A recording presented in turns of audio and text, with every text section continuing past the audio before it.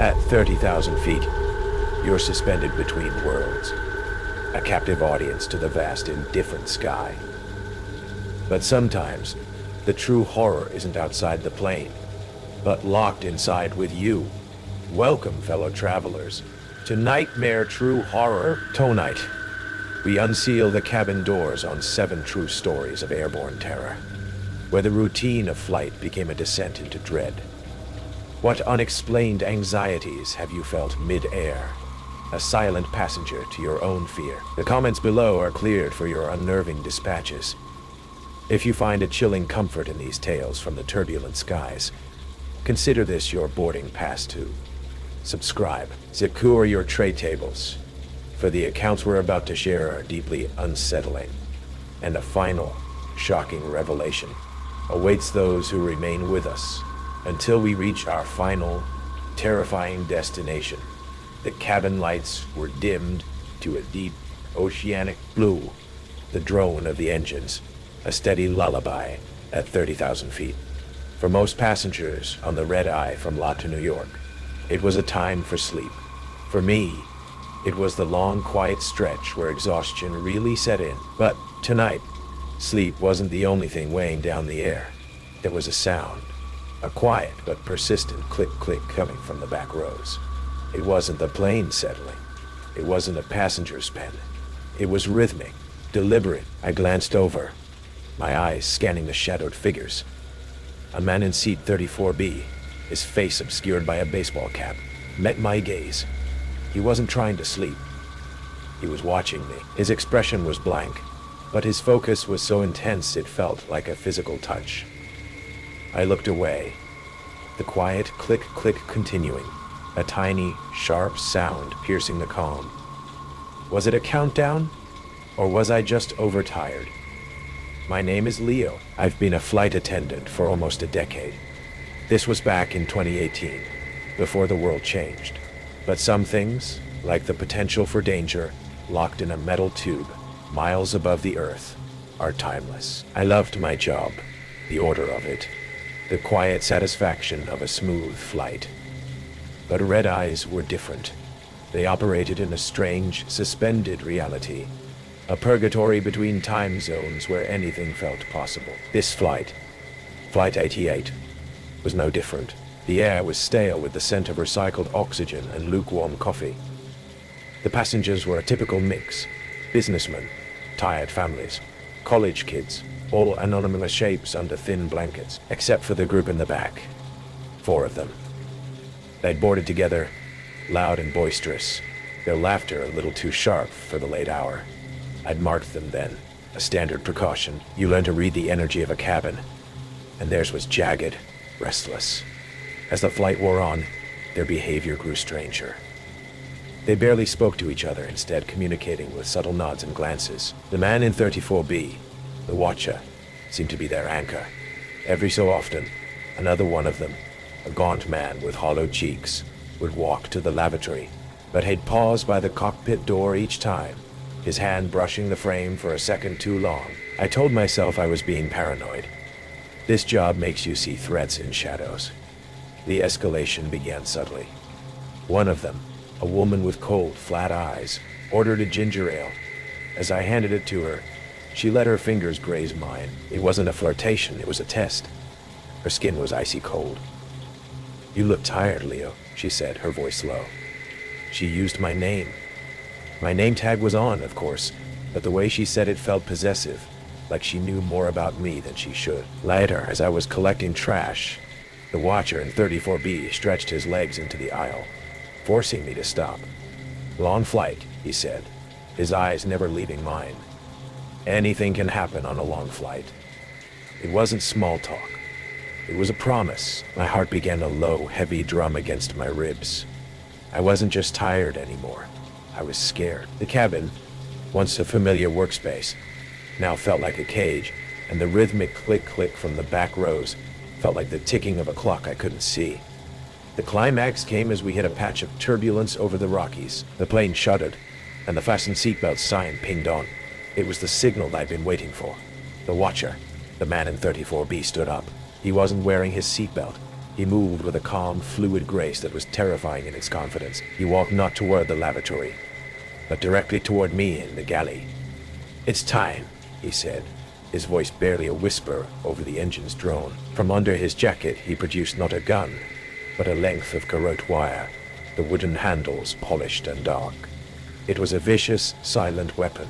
Simultaneously, the other three members of his group rose. The gaunt man blocked the front of the aisle. The woman and another man blocked the back.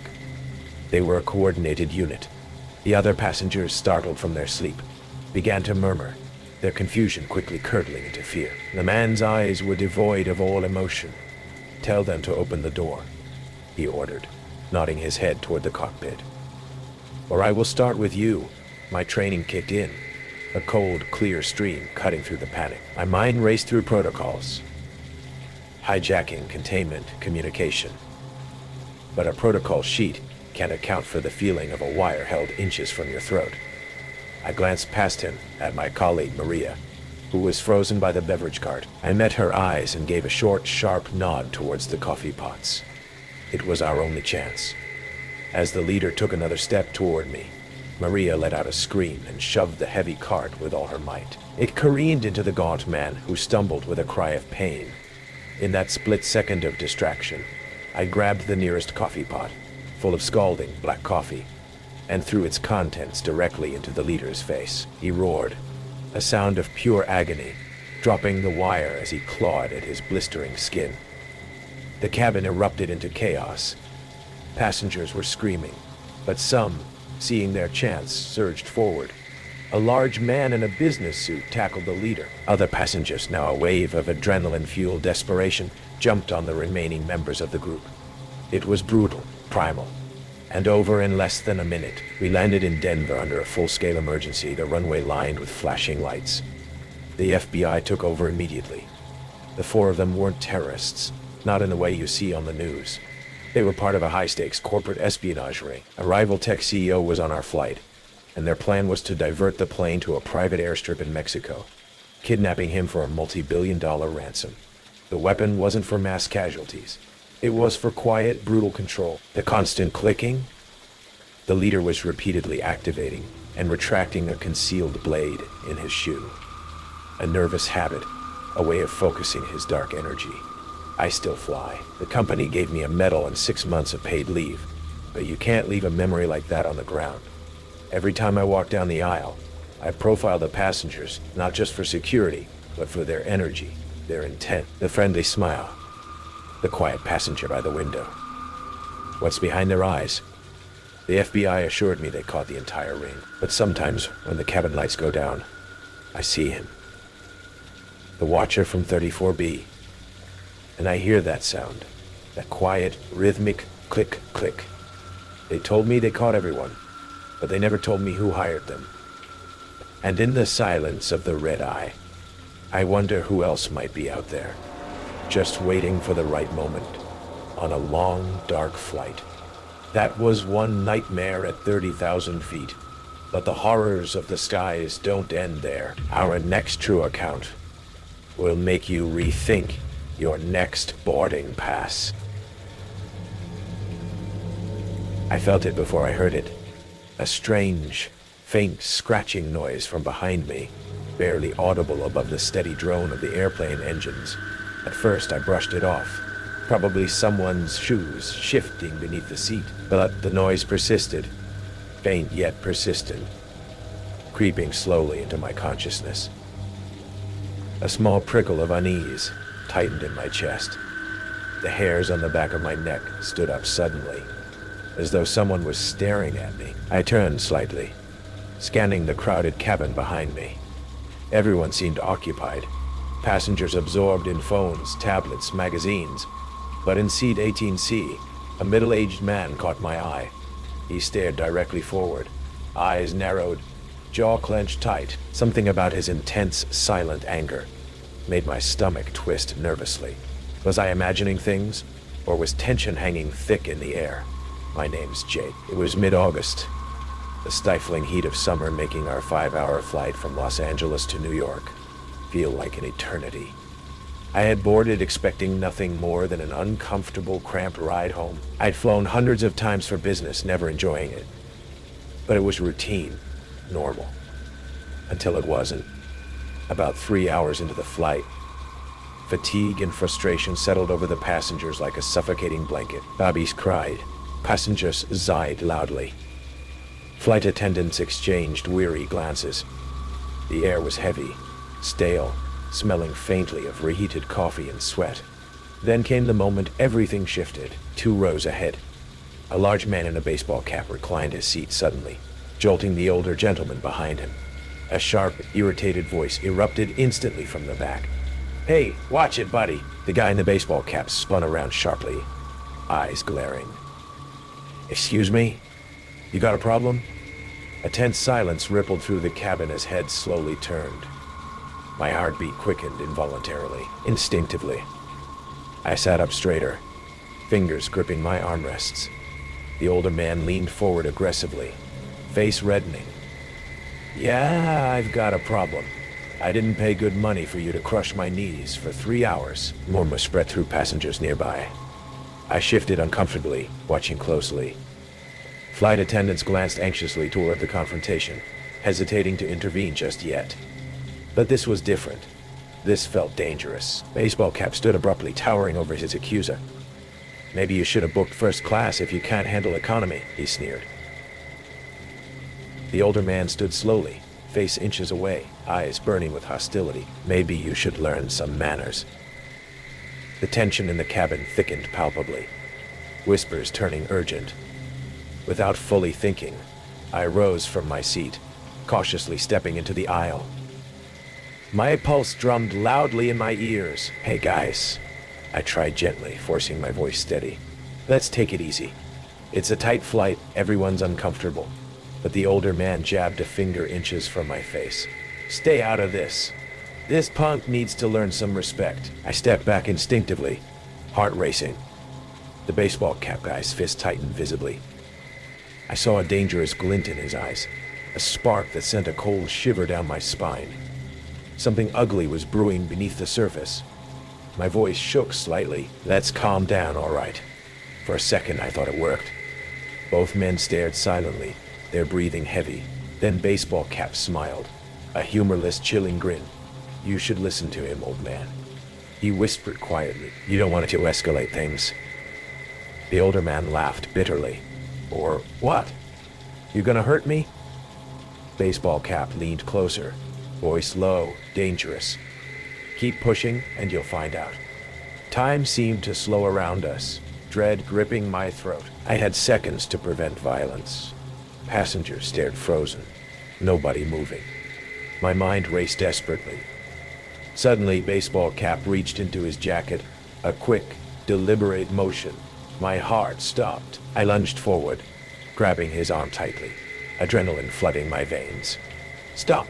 He jerked away violently, eyes wild, hand emerging empty. No weapon. My pulse thundered painfully. I'd misread it, but my instincts screamed danger remained. "Sit down," I begged, voice raw. "We're in midair. Think about what you're doing." But he wasn't looking at me anymore. His gaze flicked toward the emergency exit door, eyes calculating. Fear gripped my stomach like ice. Could he really be considering? Flight attendants finally surged forward, commanding sternly, "Gentlemen, return to your seats immediately." Baseball cap stood rigidly, unmoving. I saw the trembling muscles in his jaw, the raw fury beneath his facade. A terrifying thought struck me. He'd reached his breaking point. With a sudden, horrifying burst, he lunged toward the older man. Chaos erupted instantly. Passengers screamed, bodies pressed tightly together in panic. The tight aisle became a nightmare. Elbows, shoulders, screams of pain and fear, echoing horribly. I grabbed baseball cap's waist desperately, adrenaline numbing my terror. We stumbled awkwardly, colliding with seats. He twisted violently, landing punches blindly. Frantic, pain exploded sharply in my ribs, but I held tight. Other passengers joined, pinning him finally to the floor. Struggling, screaming incoherently, I fell back exhausted, lungs heaving painfully. Flight attendants restrained him swiftly, zip ties securing his wrists tightly. We landed urgently at a nearby airport, police boarding immediately. Authorities later revealed the man had a lengthy criminal history of violence and had recently suffered a psychological breakdown.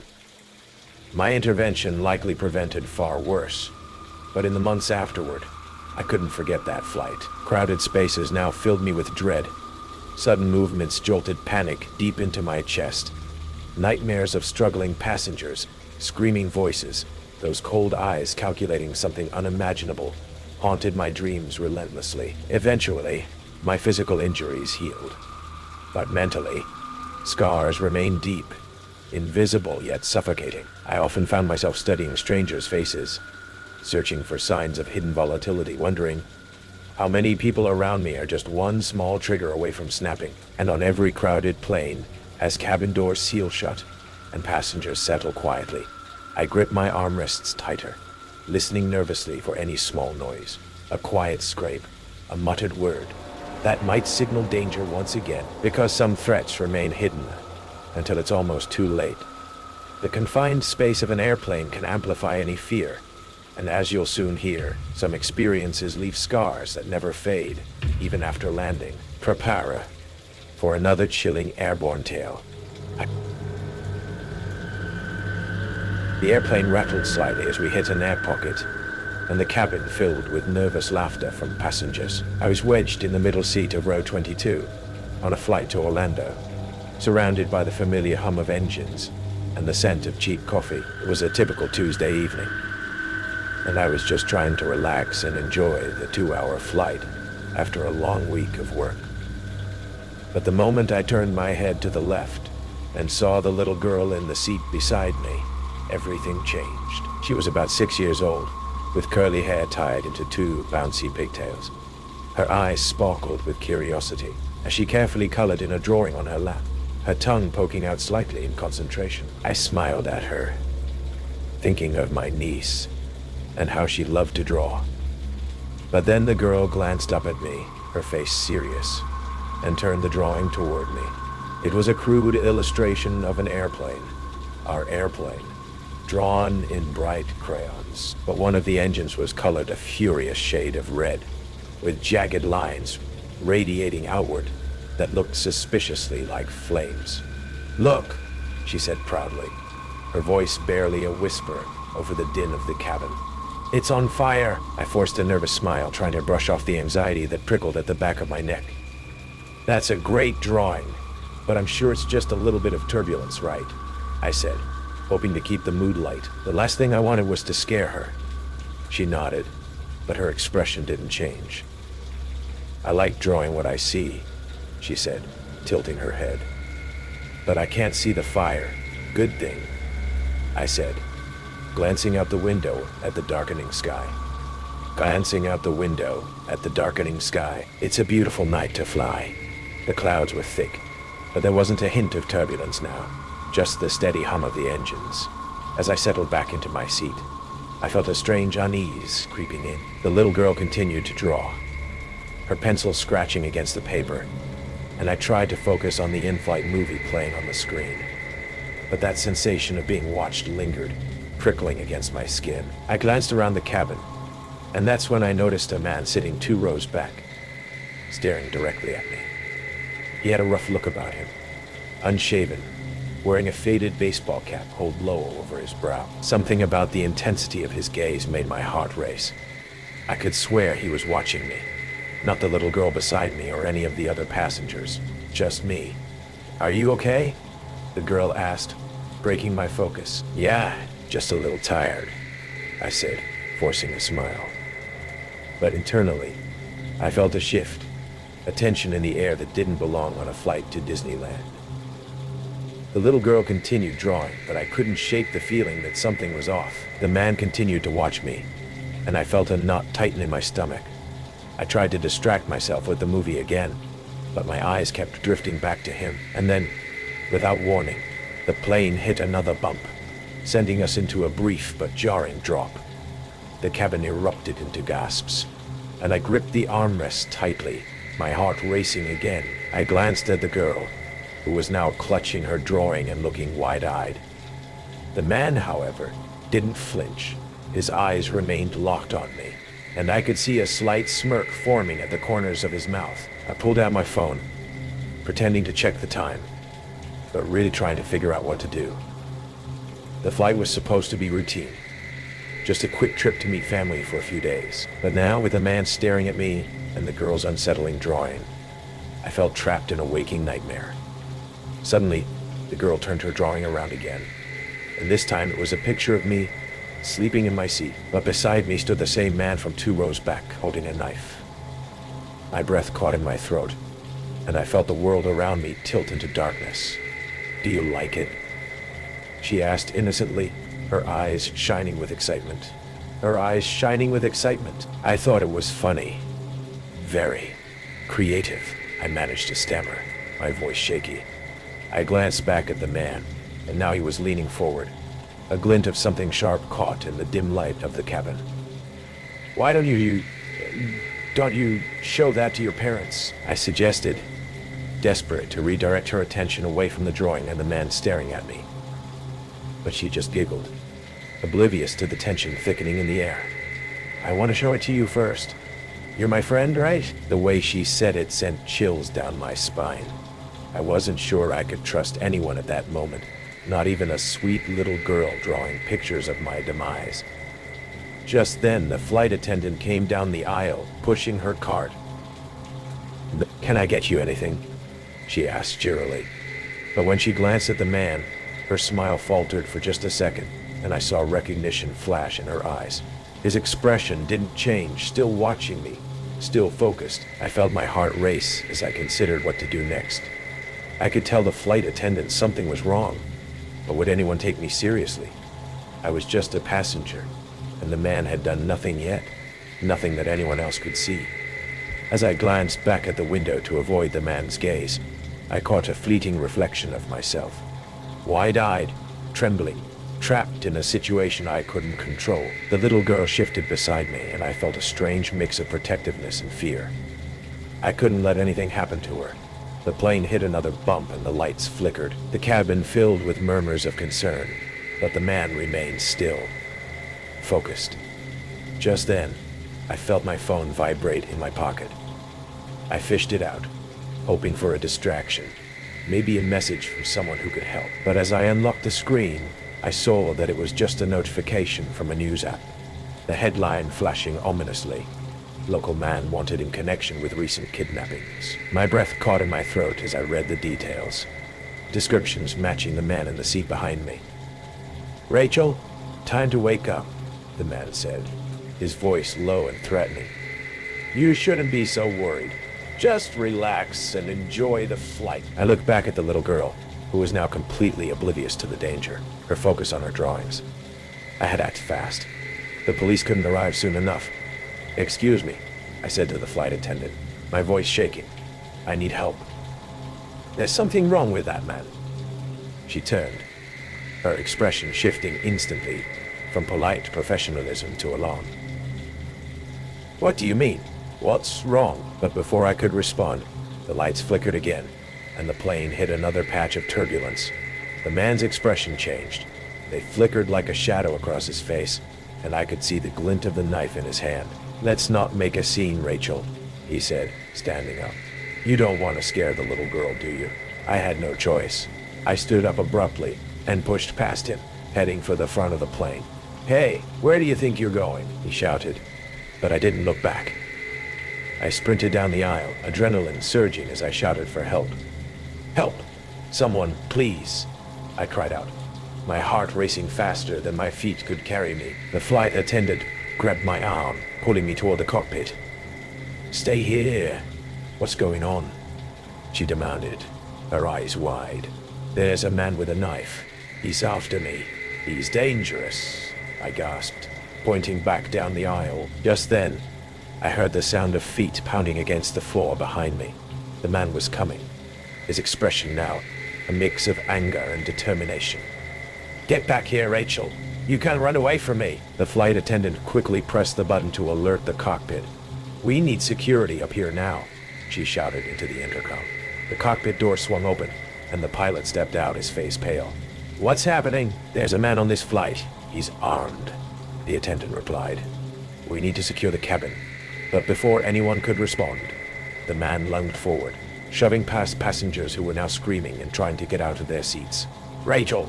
he shouted again, and I felt panic clawing at my throat. In that moment, everything seemed to freeze. I thought of the little girl, alone and frightened, and knew I couldn't leave her. With a surge of courage, I turned and ran back down the aisle, towards the chaos. "Get away from her," I screamed, my heart pounding as I reached the little girl just in time to shield her from the man who was now lunging toward us. But before he could reach me, the flight attendant and the pilot intervened, grabbing him and forcing him back. The chaos escalated as other passengers began to react, some throwing things, others shouting for help. "Get down! Everyone stay calm," the pilot yelled, trying to maintain control. The man struggled against the flight attendant's grip, but the pilot was strong, and together they wrestled him to the ground. The flight attendant quickly radioed for assistance, and within moments the sound of sirens could be heard in the distance. I knelt beside the little girl, holding her tightly as she cried. "It's okay, sweetie. You're safe now. Help is coming." As the police boarded the plane and took control of the situation, I felt a wave of relief wash over me. The man was subdued and handcuffed, and the little girl slowly calmed down, her breathing becoming steadier. Later, as I recounted the events to the officers, I learned that the man had been wanted for multiple counts of assault and attempted kidnapping. He had been posing as a passenger, waiting for the right moment to act. The flight landed safely in Orlando, and I was grateful to have protected the little girl. But the experience left scars I knew would linger long after the ordeal ended. As I exited the plane, I glanced back at the young girl, now in the arms of her mother, and felt a surge of pride for having kept her safe amidst the chaos. But a lingering doubt remained. How many other threats lurked in the shadows, waiting for the right moment to strike? And as I stepped out into the warm Florida air, I couldn't shake the feeling that the danger wasn't truly over. I had escaped this time, but the world is full of people willing to wear masks, waiting for another opportunity to pounce. The flight home in a few days would be another test. Would I be able to trust again, or would every shadow be a reminder of the threat that had once been so close? The man across the aisle from me, in 17th, wouldn't stop touching his briefcase. It was a constant nervous rhythm, his fingers drumming on the worn leather, his thumb stroking the brass latches, his other hand resting on it, as if checking for a pulse. It was a relic, that briefcase. A hard-shelled, scuffed-up thing you didn't see much anymore. Everyone else was zoned out, bathed in the blue light of their screens. But my attention kept snagging on him. When he thought no one was watching, he'd lean down, his ear close to the case, as if listening for something. I strained my own ears, catching only the hum of the engines. And then, for just a second, I heard it too, or thought I did. A faint, low vibration, a thrumming so subtle it was more a feeling in my teeth than a sound. He snapped his head up then, his eyes locking directly onto mine. They were bloodshot, pupils wide in the dim cabin light, and they held a terrifying, frantic warning. "Look away." I did, my heart suddenly kicking against my ribs. What in God's name was in that box? "My name is Alex, and I fly for a living, not as a pilot, but as a consultant." This was a routine hop from Chicago to Dallas a few years back. The kind of flight I could sleep through without even trying. I've seen it all at 30,000 feet. Medical emergencies, drunken brawls, proposals, breakdowns. You become desensitized. You learn to put on your noise-canceling headphones and disappear. But I couldn't disappear tonight. The man in 17s had pulled me into his orbit of anxiety. He was a sweat stain on the calm, orderly fabric of the flight.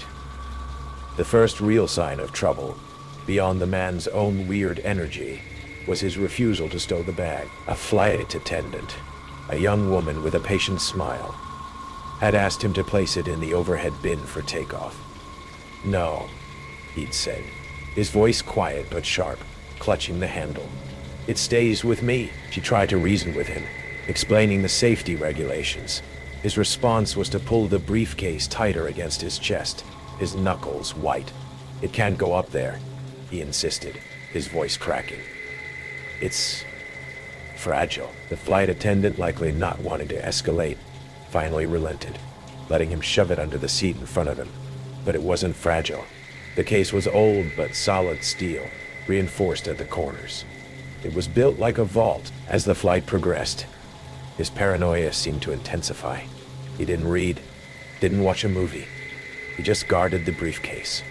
Every shadow that flickered down the aisle, every passenger walking to the lavatory was a potential threat. He'd tense up, his hand hovering over the latches. A child running past made him flinch so violently he nearly hit his head on the window. I started to build a narrative in my head, the kind you create to make sense of things. Was he a courier, transporting something priceless? Diamonds? A prototype?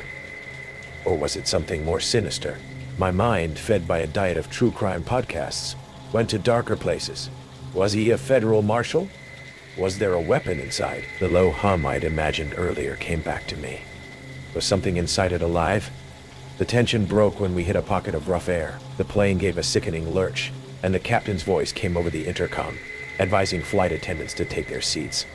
Another jolt, more violent this time, sent drinks sloshing, and a few loose items skittering across the floor. The man in 17 let out a small, strangled cry as his precious briefcase was knocked from his grip. It slid out from under the seat, tumbling into the middle of the aisle. For a horrifying moment, everyone's eyes were on it. The man scrambled from his seat, crawling on the floor as the plane bucked. "No, no, no," he whimpered. As he reached for it, one of the heavy brass latches, damaged in the fall, sprang open with a loud crack. The lid popped up a few inches. This was it. The moment of truth. My body was coiled, ready to react to whatever was revealed. But there was no bomb, no stacks of cash, no bioweapon. From the open lid spilled, nothing. Just a scent. Nothing. Just a scent, a strange, earthy smell, like a freshly dug garden after a rain. And the interior of the briefcase was lined with what looked like packed, dried dirt. The man didn't seem to care. His eyes were wide with terror, fixed on the one small object that had rolled out and now lay on the blue carpet of the aisle. A small, worn, one-eyed teddy bear, with a sound that was less a human cry and more the raw, wounded howl of an animal. He lunged for it, scooping it up and clutching it to his chest. He collapsed back into his seat, rocking back and forth, sobbing uncontrollably into the bear's matted fur. Upon landing, he was met by airport security. There was no arrest. He was just escorted away, a broken man clutching a toy. I caught a snippet of conversation between the flight attendants as we deplaned. One had spoken to the authorities. The man's 8-year-old daughter had been abducted from their backyard a year ago. After a month-long search, her body was found buried in a field. The briefcase was her art supply kit. He'd hollowed it out and lined it with the earth from where they found her. He took it everywhere he went. He wasn't afraid someone would steal what was inside. He was terrified that if he let it go, if he let that last, tangible piece of her out of his sight, her spirit would be lost to him forever. I think about him a lot. I used to board a plane and scan the passengers for threats, for signs of malice. I was looking for the monster.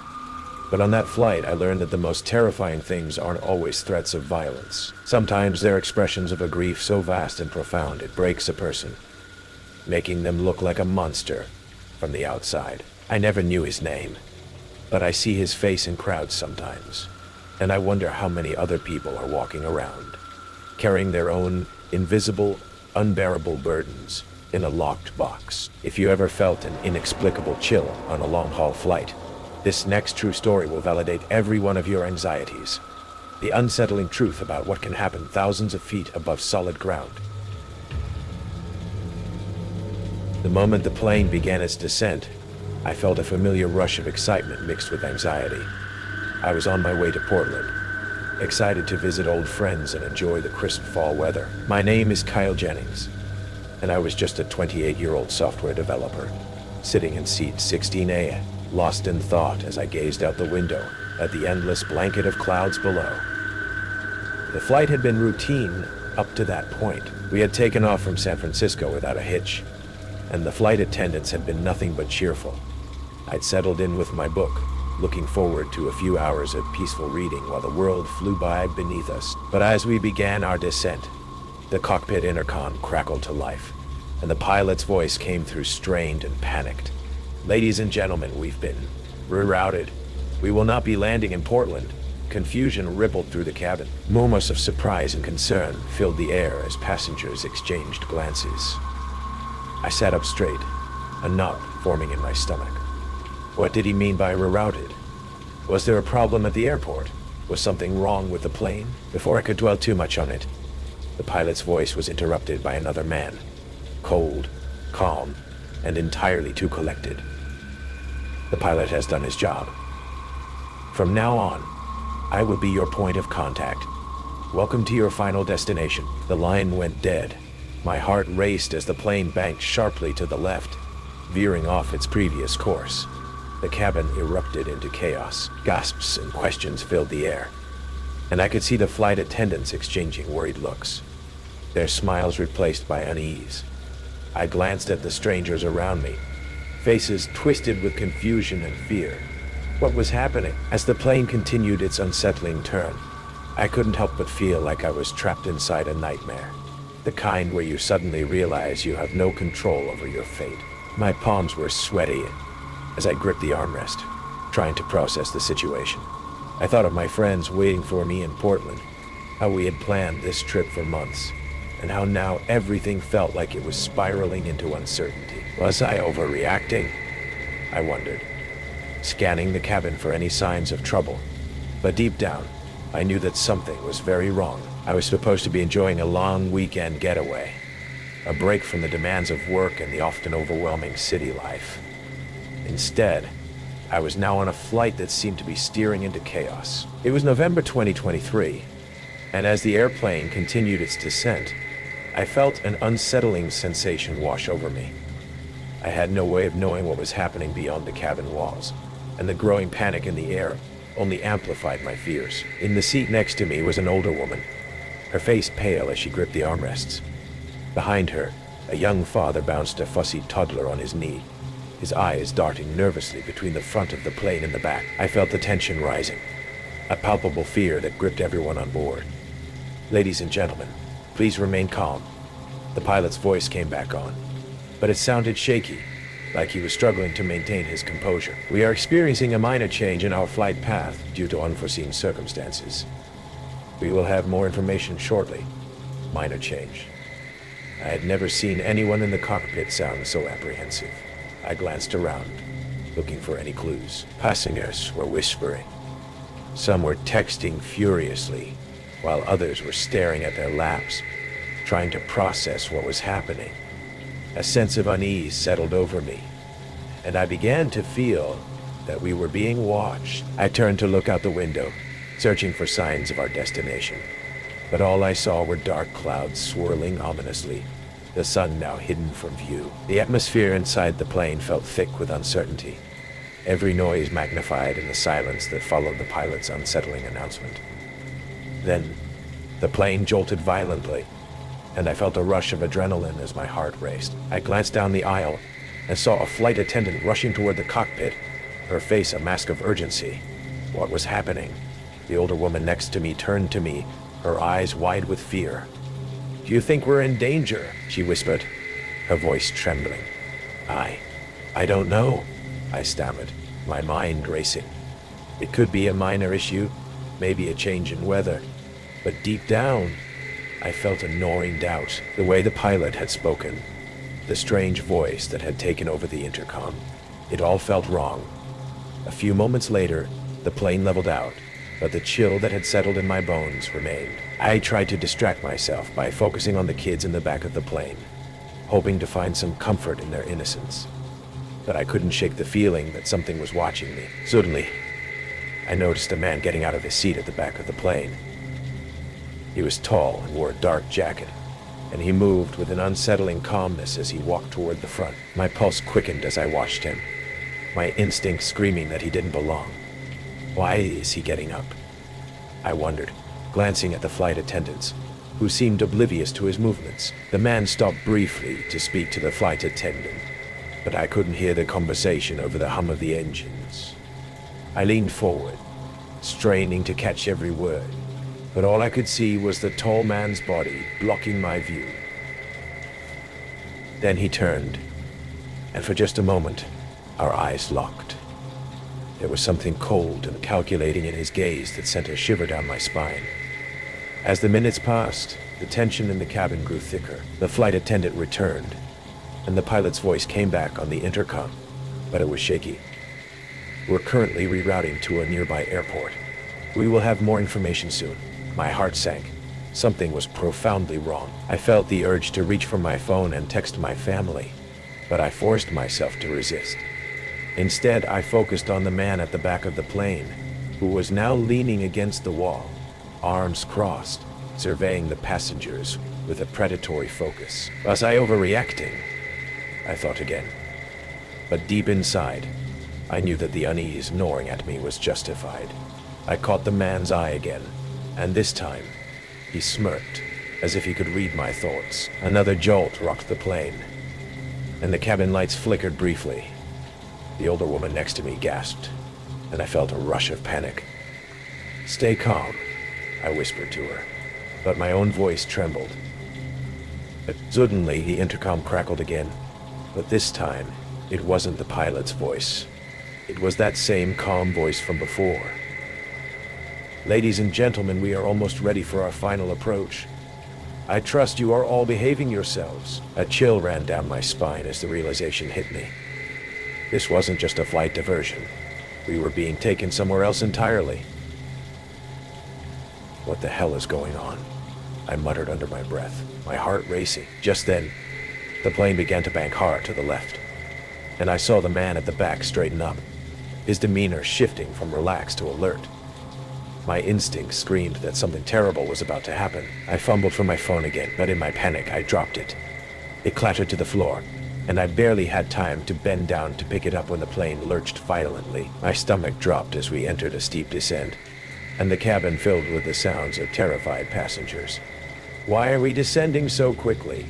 I gasped, gripping the armrests tightly. I could hear the sound of the man moving through the cabin now, his footsteps purposeful and steady. "Ladies and gentlemen, please remain seated," the flight attendant shouted, her voice tinged with urgency. I could see her trying to maintain control, but the fear was evident in her eyes.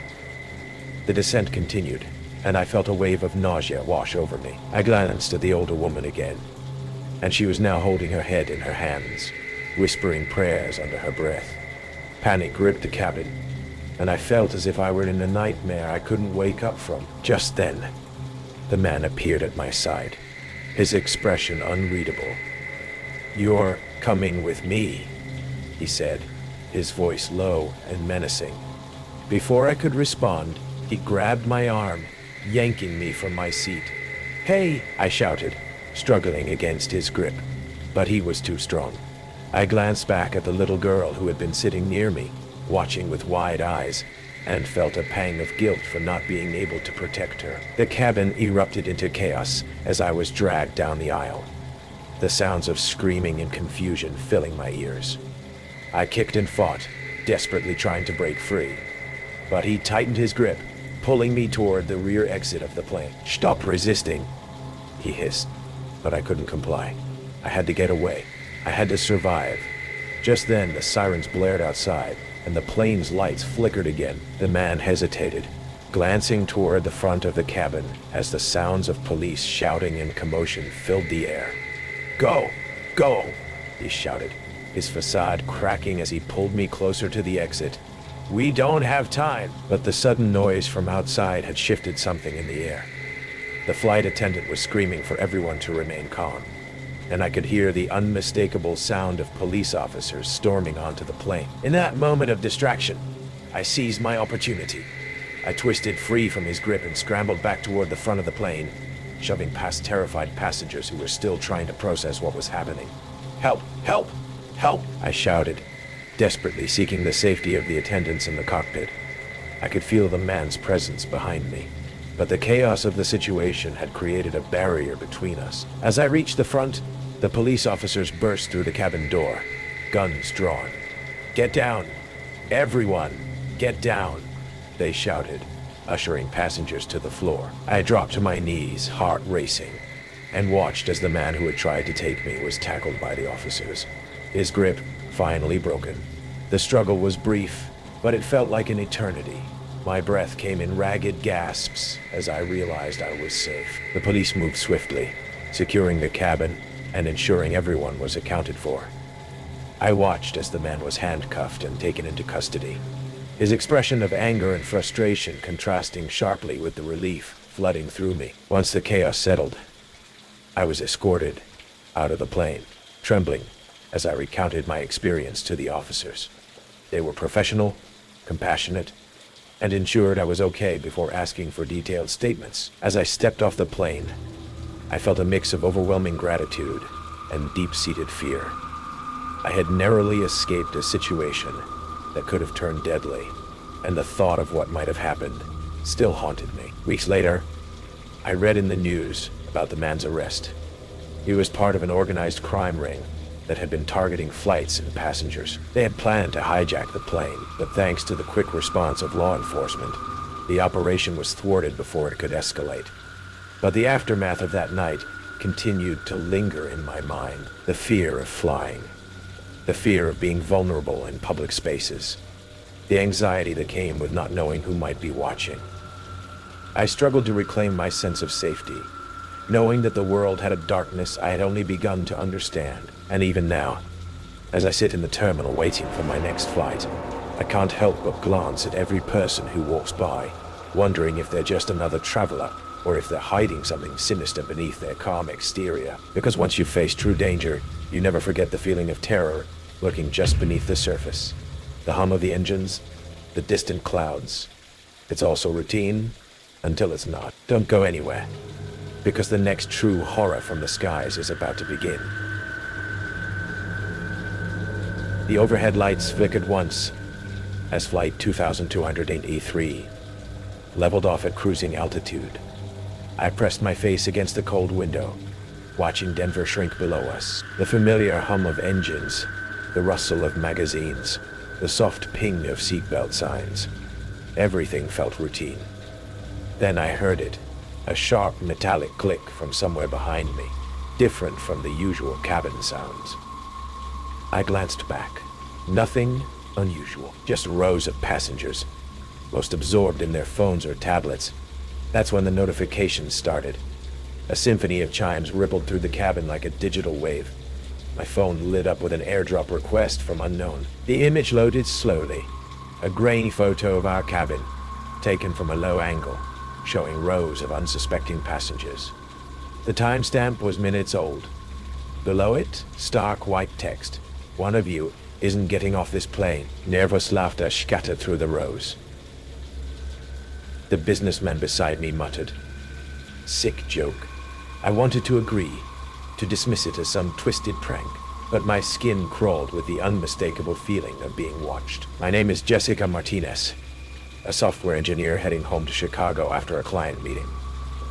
This Tuesday evening flight should have been forgettable. Just another line item on my expense report. Item on my expense report. I'd chosen seat 16C, aisle access, hoping to catch up on emails during the 2-hour journey. The cabin buzzed with confused whispers as passengers compared their screens. Most had received the same message. A flight attendant, a composed woman with silver hair, moved down the aisle, her professional smile masking obvious concern. "We're looking into it," she repeated. "Probably just someone's idea of a prank. But pranks don't make your hands shake." My phone chimed again. This time only my screen lit up. The second image was sharper, clearer. The back of a woman's head, dark hair in a messy ponytail, small gold earrings catching the cabin light. She wore a black blazer I'd bought last month. It was me, photographed moments before from directly behind my seat. The caption made my vision blur. "It's you." My head snapped around, scanning the rows behind me. A teenager played video games, headphones off. An elderly couple shared a crossword puzzle. A man in his 40s, wearing wire-rimmed glasses, was reading a financial magazine. He looked up briefly, met my eyes, then returned to his reading. None of them seemed threatening. All of them could be. I pressed the call button with trembling fingers.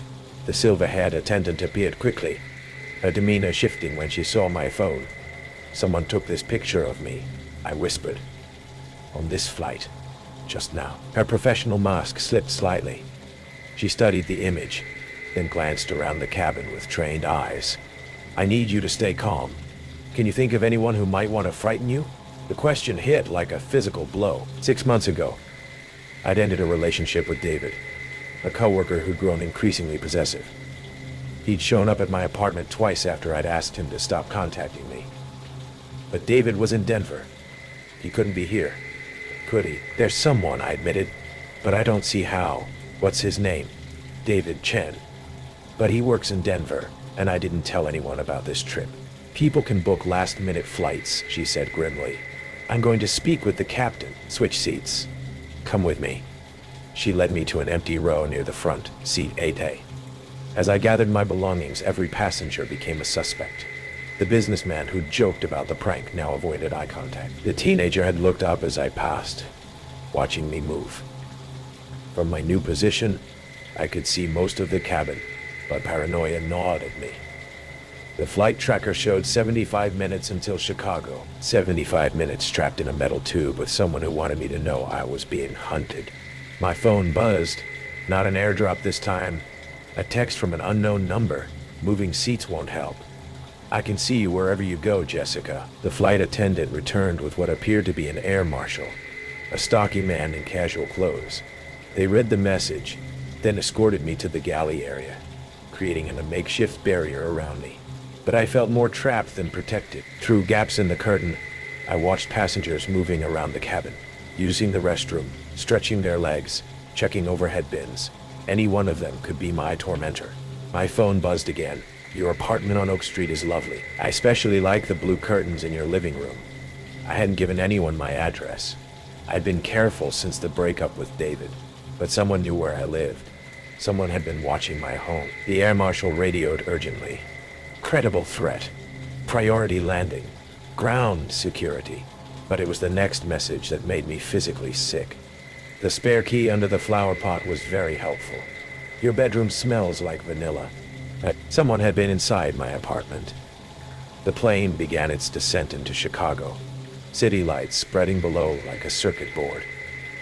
The air marshal questioned me about David, but doubt crept in. This felt beyond his usual controlling behavior. This was calculated psychological warfare. My phone had been silent for 20 minutes when it buzzed one final time. Another airdrop. I accepted it with shaking hands. The image showed my apartment building, photographed from across the street. My car was visible in the parking lot, but it was the figure in my living room window, a shadow behind those blue curtains, that made me gasp. Someone had been inside my home. The caption read, "Welcome home, Jessica. I'll be waiting." The plane touched down with a shudder. Police cars surrounded our gate.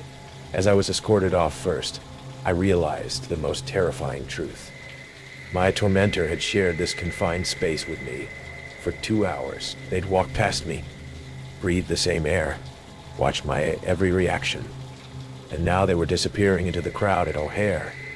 As I was led through the jetway, I turned back for one last look. Passengers failed out in the usual shuffle, most avoiding eye contact. But one man looked directly at me, the same man with wire-rimmed glasses from seat 18B. He smiled, not friendly, but cold and knowing. Then he vanished into the crowd. The investigation went nowhere. The messages traced to burner phones, purchased with cash and discarded. No David Chen appeared on the passenger manifest. Police found evidence of a break-in at my apartment. A picked lock, disturbed belongings, but no fingerprints, no DNA. I moved apartments within a week. Changed my phone number. Started taking different routes to work, but 3 months later, a package arrived at my new address. No return label, no traceable postmark. Inside was a single photograph. Me, walking out of my new building, taken just days before.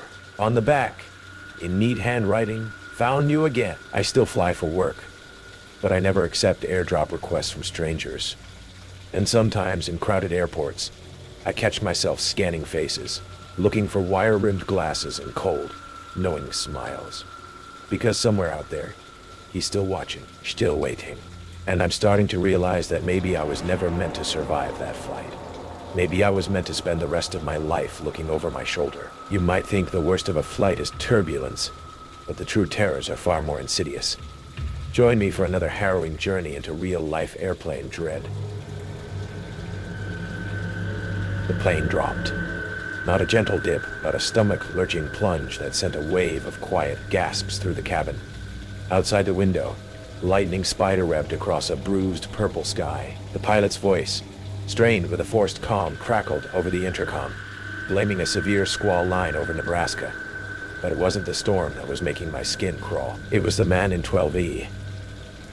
As the plane shuddered and the lights flickered, he began to chant, a low, rhythmic whisper. It was too soft to make out the words, but the cadence was unnervingly like a prayer. He was standing, his hands pressed against the cold window, staring out into the churning darkness. When a flight attendant rushed to get him to sit, he turned, and his eyes, wide and unnervingly serene, swept across the cabin. "It doesn't matter," he said, his voice clear and resonant in the sudden quiet between jolts. "Seatbelts won't help us. They're not going to let us land." Who, exactly, was they? My name is Chloe. I'm a graphic designer. And back in the summer of 2019, I flew more than I slept. This trip was a connector from Denver to St. Louis, the last leg of a long week. I'm a nervous flyer, always have been, but turbulence, I could handle. You rationalize it, it's just weather. But a human element, an unpredictable one, that's a different kind of fear. The man in 12E, with his calm pronouncements of doom, was a far greater threat than any thunderstorm. He had the unnerving magnetism of a true believer. He'd been odd from the moment he boarded. While the rest of us were jostling for overhead space and settling in, he just stood in the aisle, his head tilted as if listening to something no one else could hear. He was nondescript, middle-aged, dressed in slacks and a polo shirt. The kind of man who could be an accountant or a high school teacher. But his eyes were all wrong. They were constantly scanning, not the people, but the plane itself. The seams where the walls met the ceiling, the mechanics of the emergency exits, the locked cockpit door. He seemed to be looking for a way out or a way in. I told myself he was just another anxious flyer like me.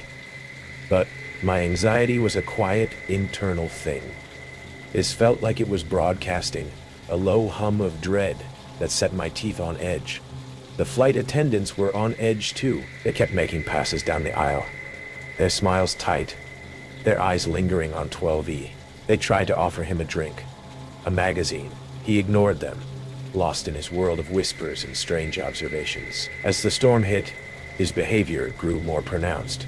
He started pacing, a slow, deliberate walk from the galley to the lavatories and back, his steps perfectly timed with the rocking of the plane. "They're just playing with us now," he'd mutter to no one in particular, testing the limits.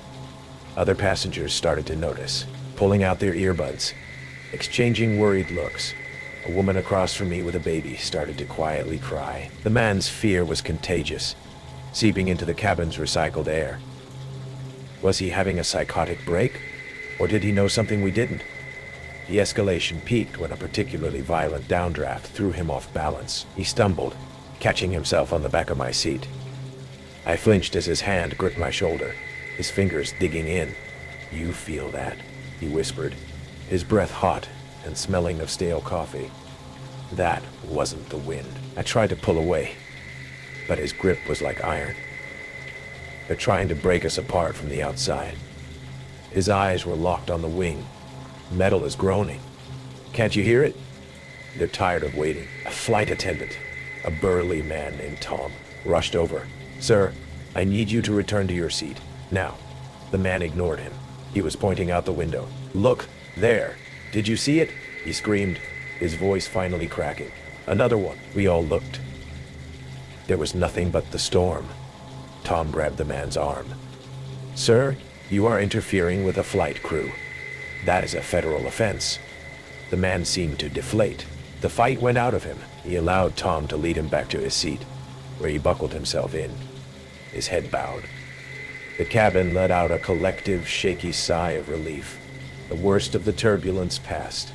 It seemed the crisis was over, but as I glanced over at him, I saw that he was working at something in his lap. His hands were moving methodically. He was unwrapping a long, thin object from a folded handkerchief. It was a screwdriver.